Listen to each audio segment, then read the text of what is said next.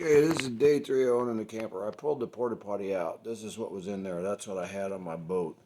You can see there's no cap on the tank, but it's inside the bowl along with the cap for the water fill instructions. But I didn't like it on the boat, and I measured the one I bought that I like better.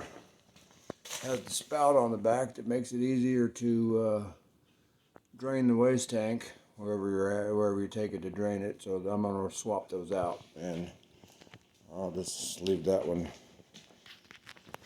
I'll do something with it, get rid of it, sell it, give it away, whatever.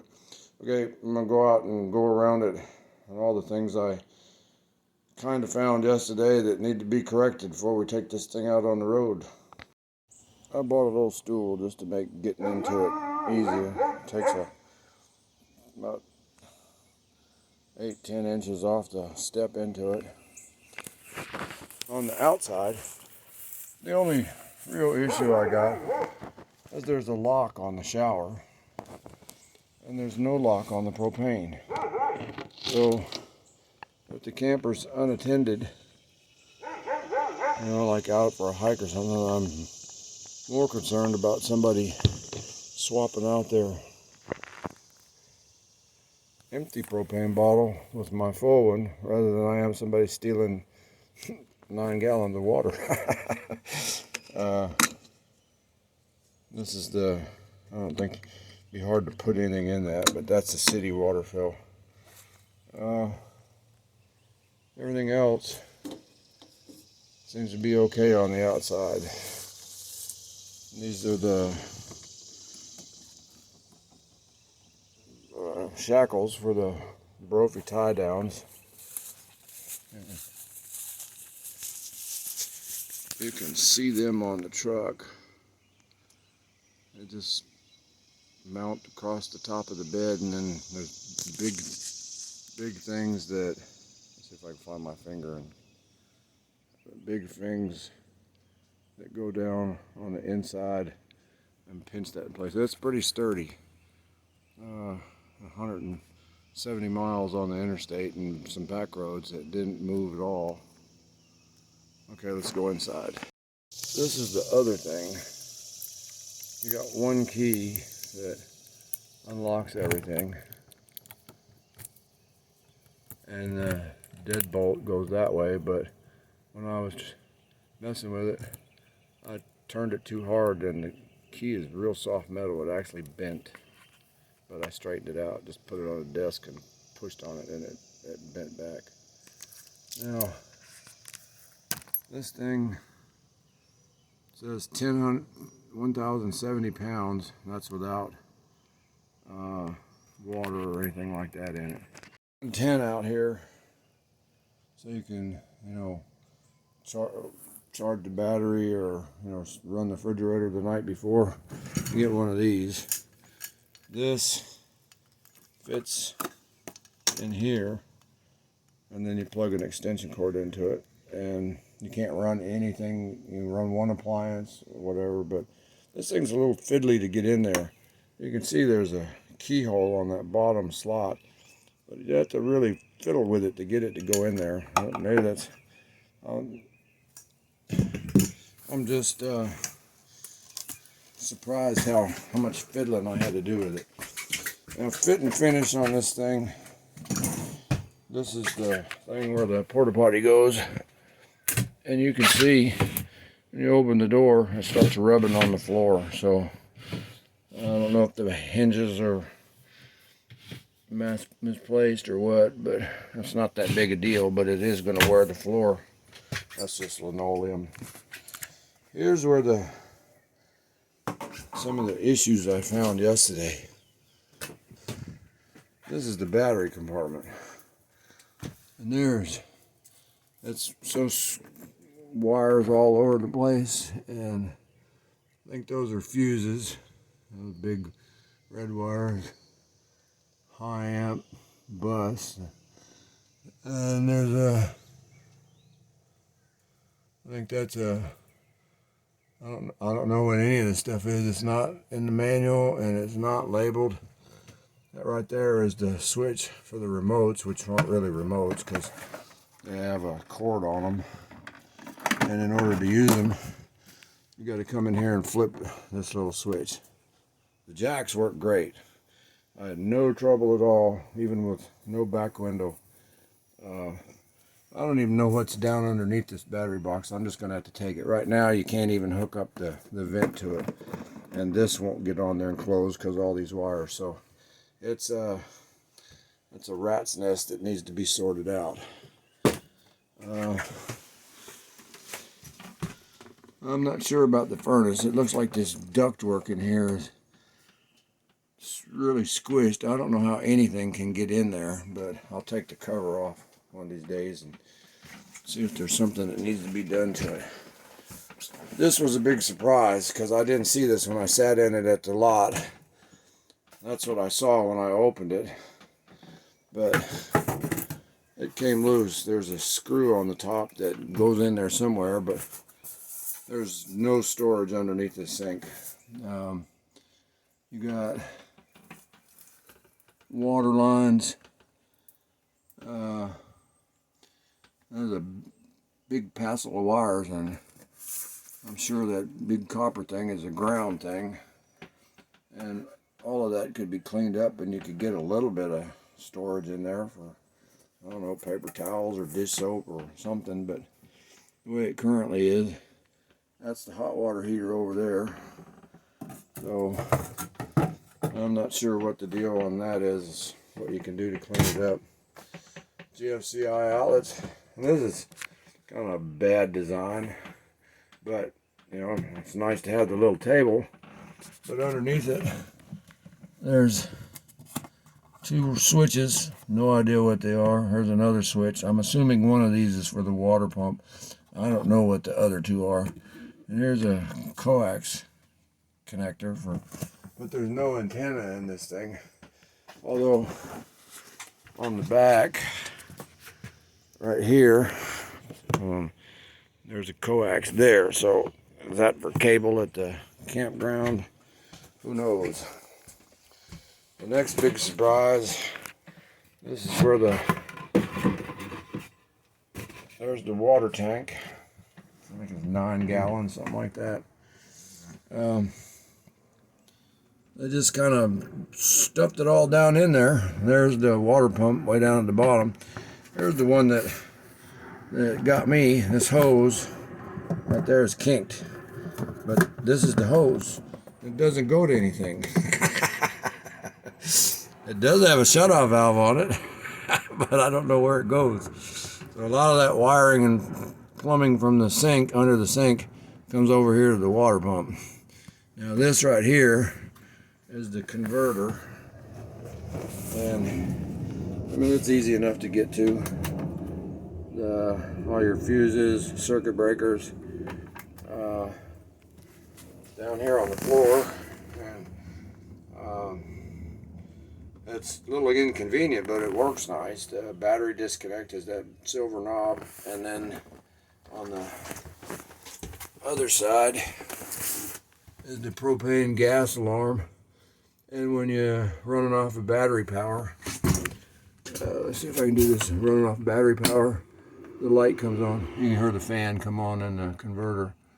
And if you're plugged into AC, that green light comes on too. So that's that. Let's see here if I can put this back while I'm talking. Okay. These cushions are really chintzy. It's like, I don't know if you saw that. Let me do that again. It's like a air mattress covered in vinyl, because it balloons up when you sit down on it. This is the table. I already took the leg inside. It's got the standard pedestal thing, but there's nothing on the floor to stick the table leg into. I think this might have been, I've seen some of these tables that have a tripod on them so you can take the table outside. And I may just not have gotten it. It may not made it out of the. There's a bunch of stuff that that they have in boxes that they put in it. But the big issue, and what I'm going to be working on, is this.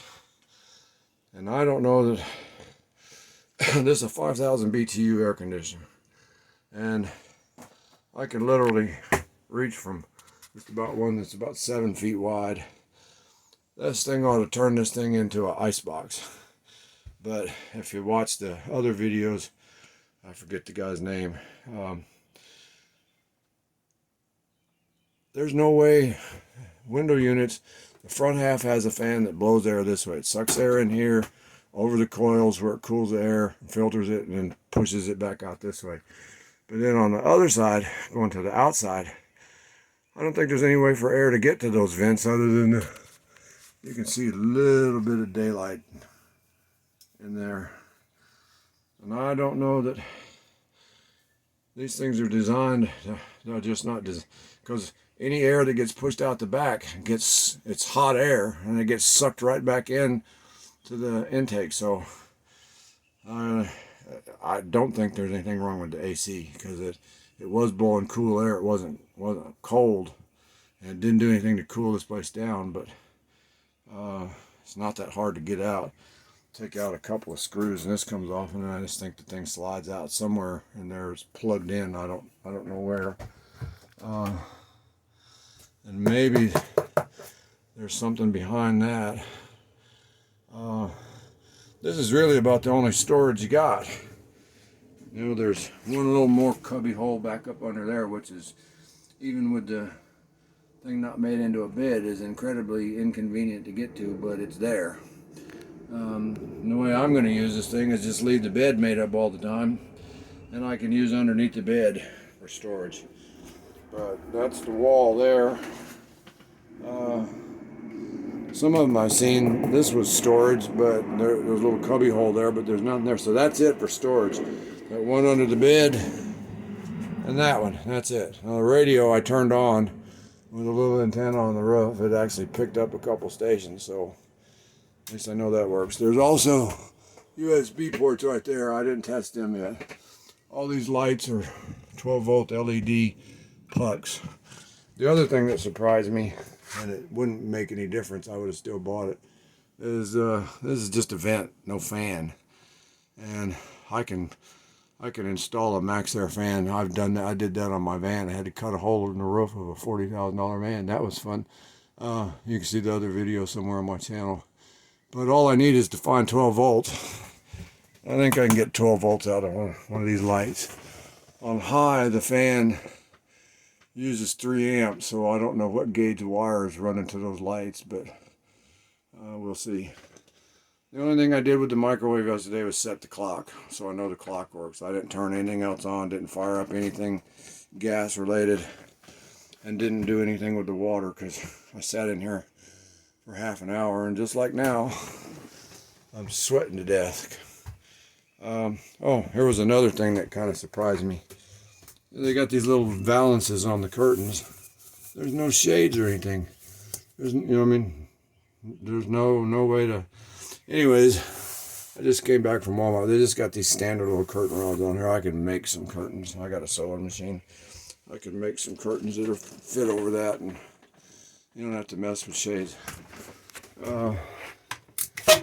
Window just opens just a little bit, but it works. And this is the emergency exit window, and it opens up. Although you'd play hell climbing out of that thing, and the door's right there, unless there's a wall of fire between me and the door, and that's where the fire extinguisher's at. I think that exit window is a result of a government regulation. Those little things on the back, that's Velcro. That's for these cushions, so it holds them up there. I did notice here, you can see up front, there's screws coming through the front. And all that right there in the corner is for the jacks. So They say insulated, but I think that guy on YouTube was right. If there's insulation in there, it's got to be foam or something like that. It's not very good. But anyways, this is my third day of owning this thing. I could take it out right now. I just wouldn't take it out a place where you needed. You know, you could come out here and you could run a little 12-volt fan off this thing, but oh, that's the cord right there that goes. The receptacle for the thing is up in the front, and then it goes down the side and plugs into your trailer receptacle, and that works. That's what supplies all the lights to your clearance lights and charges the battery. And the refrigerator did get cold. It's not a monster refrigerator. That's good for lunch meat and soft drinks and stuff like that. No freezer, but you know, I'm not gonna worry about a freezer. There is a fair amount of counter space for a little thing like this, and I haven't. That thing was up when I guess.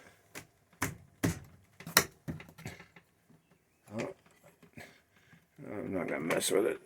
Those things, and it folds down, but then you can't get to the switches. So I don't know. If you're making something that needs that much counter space, you probably should buy a bigger camper. This is good for what I want to do, which is me and the dog to go traveling to a few places and avoid spending $100 a night on a motel. Because seeing my other videos, that one she didn't do very well in the motel. It's a nice little microwave. Everything in it, the tray and stuff, and the documentation is stuffed in there, and I haven't bothered to. The rest of the documentation is just kind of like this. You just get an envelope with lots of different little pamphlets and sheets of paper and stuff like that. So anyways, that's day 3. Here's the thermostat for the furnace. It's marked off in centigrades and Fahrenheit. I guess that's the knob down there to turn it on. Although I haven't tried it, and I'm not going to try it until I get all this other stuff. So it's going to be 90 degrees today, so I don't need the furnace. And I have a little buddy heater. I could probably get rid of that. Accidentally turned off the camera. Anyways, that's it. That's my 3-day evaluation to cover the stuff I wrote up on the F-150 for them. It loads on the truck easy, rides okay, gas mileage only dropped a couple miles a gallon. I wasn't going internet speed or interstate speeds. I was only doing 60, but that way is the easy way to drive. Everybody goes around me, and I don't have to do much except sit there and steer. Okay. I'm going to call this quits. This little step stool is handy because your legs will get sore real quick climbing in and out of this thing, even when it's sitting on the ground. It's put leveling jacks under it because on the ground, I didn't want them to sink into the ground. It's got little rain gutters. There's the vent for the refrigerator up on top. And you can level it easy enough because the remote lets you raise and lower each one of the legs easy. The AC is going to be a big whoop-de-doo, and I don't know if there's the antenna for the radio. I haven't actually been up on top and looked. It's not a fiberglass roof like you see in some places. It's like videos have said it's a one piece, but it's not. It's TPO, so it's going to require maintenance. And if you scrape a tree limb on it, you may rip it. It's just rubber. A couple of outlets out here, didn't check them.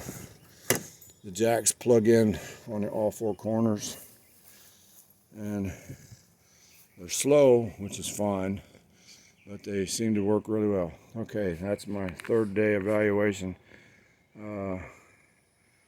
So I'm gonna go back inside and cool off.